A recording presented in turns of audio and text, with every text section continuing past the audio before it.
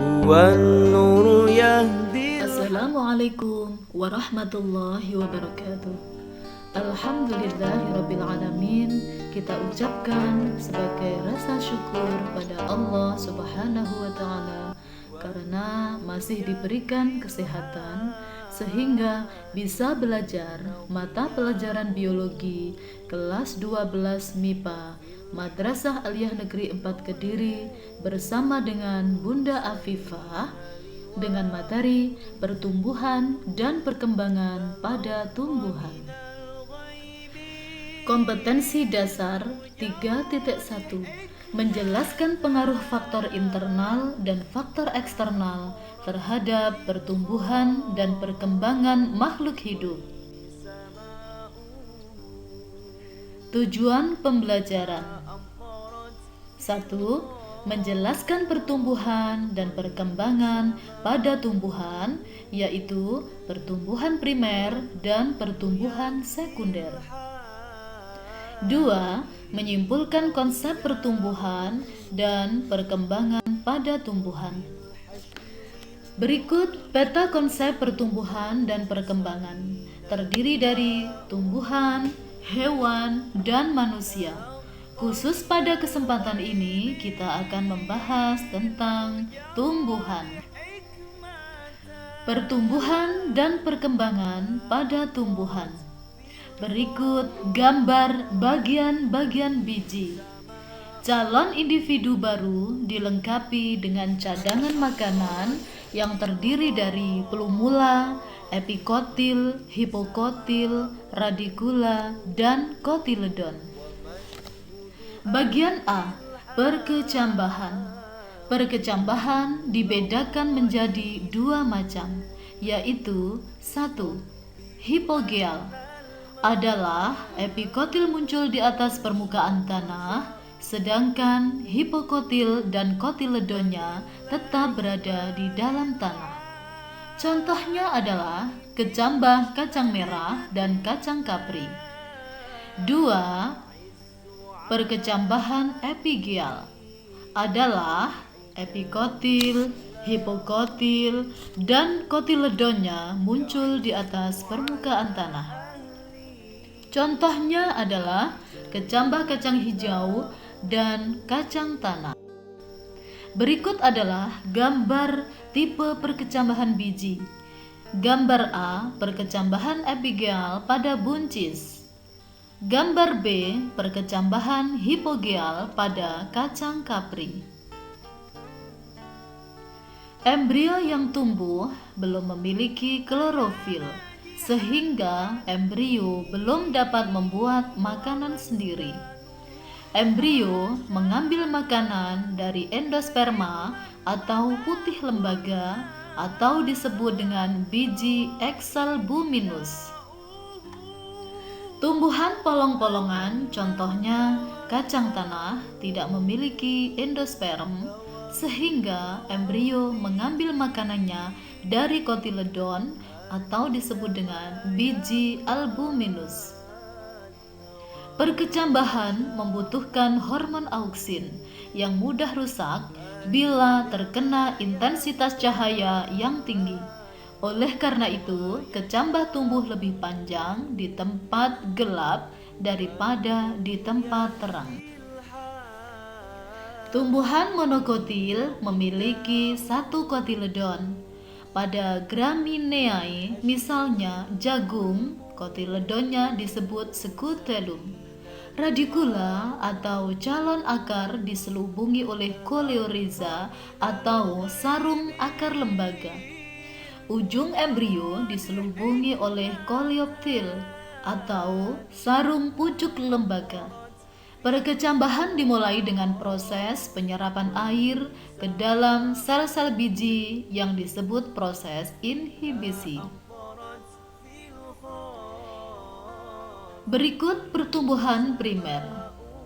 Aktivitas sel-sel meristem di ujung batang atau akar menyebabkan batang dan akar tumbuh memanjang.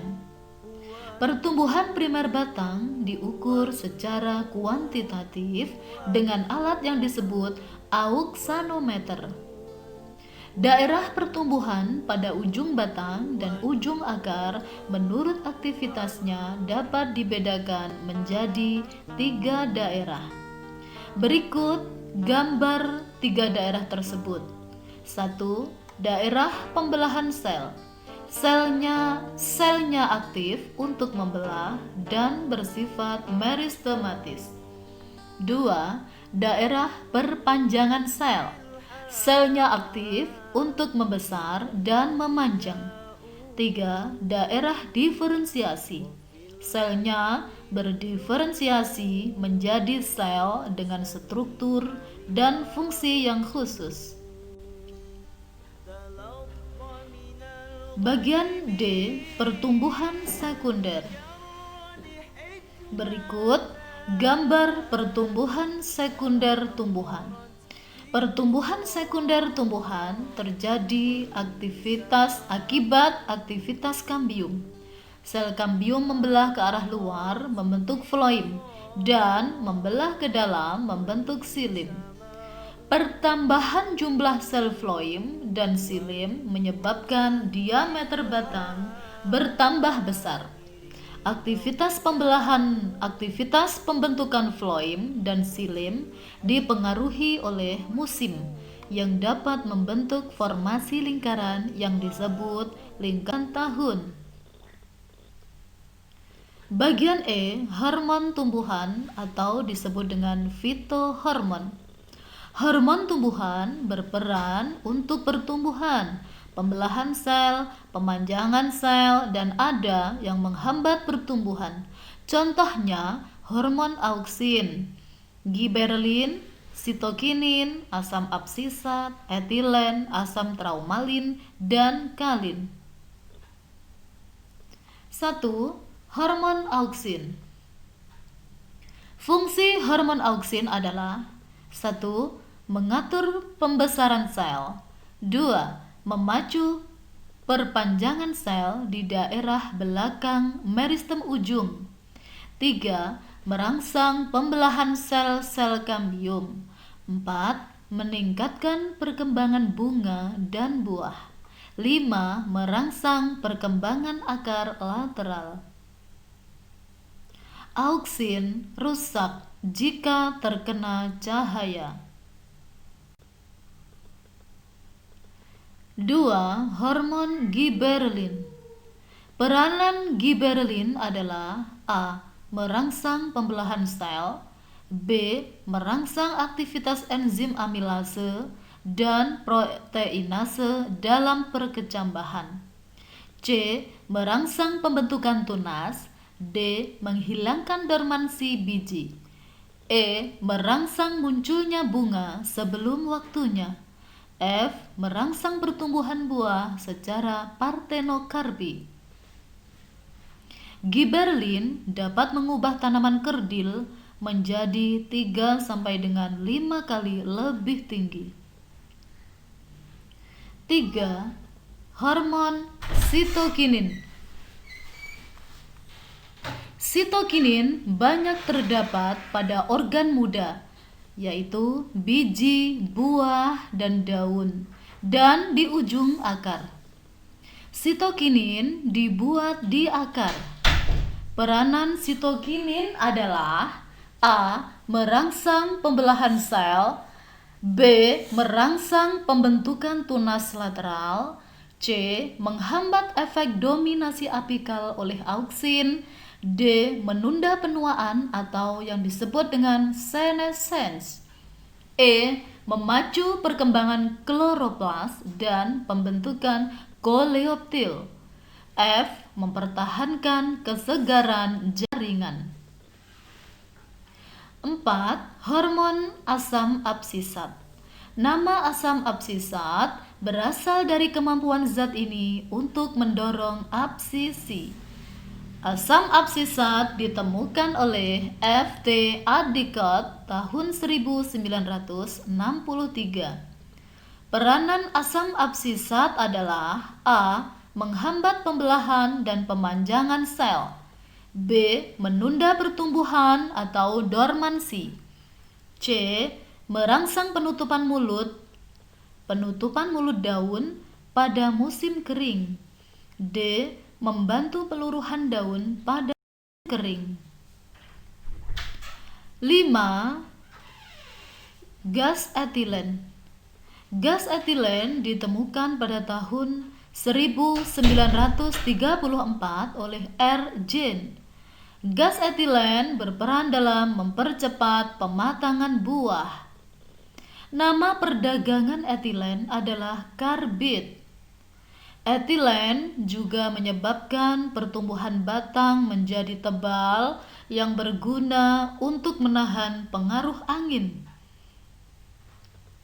Kombinasi etilen dengan hormon lain dapat menguntungkan. Misalnya, etilen dengan auksin dapat memacu pembungaan pada mangga dan nanas. Kombinasi etilen dengan giberelin dapat mengatur tumbuhnya bunga jantan dan bunga betina. 6. Hormon asam traumalin. Asam traumalin atau hormon luka berperan merangsang pembelahan sel-sel di bagian tumbuhan yang luka supaya tertutup. 7. Kalin. Hormon kalin dibedakan atas A. Rizokalin untuk merangsang pembentukan akar, B. Kaulokalin untuk merangsang pembentukan batang, C. Filokalin untuk merangsang pembentukan daun, Do. Antokalin atau florigen untuk merangsang pembentukan bunga. Demikian untuk hari ini. Terima kasih, semoga bermanfaat. Amin amin ya rabbal alamin. Akhirul kalam. Assalamualaikum warahmatullahi